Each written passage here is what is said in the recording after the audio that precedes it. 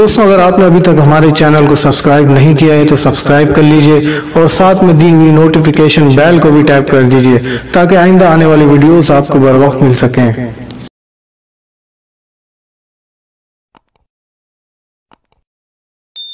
औज़ु बिल्लाहि मिनश्शैतानिर्रजीम बिस्मिल्लाहिर्रहमानिर्रहीम सल्लल्लाहु अला नबिय्यिल उम्मी व आलिहि सल्लल्लाहु अलैहि वसल्लम सलातु व सलामुन अलैका या सय्यदी या रसूलल्लाह।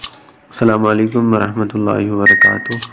मैं हाफिज़ मोहम्मद आमिर तारकिया जहांगीरिया रूहानी सेंटर की जानिब से आज आपको इंशाअल्लाह मियाँ बीवी के दरमियान मोहब्बत पैदा करने का एक अमल बताऊँगा।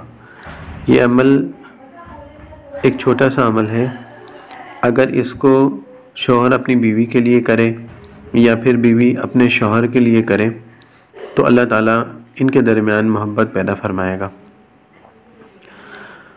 अमल का तरीका ये है कि आपने हर नमाज के बाद अव्वल आखिर दुरूद शरीफ और 100 मरतबा या वदूदू यानी एक तस्बीह आपने या वदूदू की पढ़ने के बाद अल्लाह ताला से दुआ करनी है।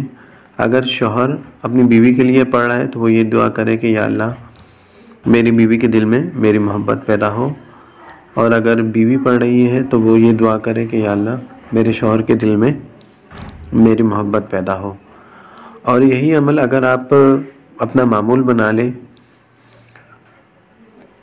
और हर नमाज के बाद इसको जारी रखें, यानी ज़िंदगी भर इस अमल को जारी रखें, तो इसकी बरकत ये होगी कि आपके घर में लड़ाई झगड़े भी ख़त्म होंगे और मियाँ बीवी के दरमियान मोहब्बत और बच्चों में भी यानी कि पूरे घर में मोहब्बत पैदा होगी। यानी कि पूरे घर में मोहब्बत पैदा करने का अमल भी है यही है। अगर इसको मामूल बना लेंगे तो इंशाअल्लाह पूरे घर में मोहब्बत पैदा होगी। यानी जैसे जैसे आप अमल पढ़ते रहेंगे वैसे वैसे इसकी बरकतें आपको मिलती रहेंगी। अगर आपको ये हमारी वीडियो अच्छी लगे तो इसको लाइक कीजिए, शेयर कीजिए। अस्सलामु अलैकुम व रहमतुल्लाहि व बरकातुहू।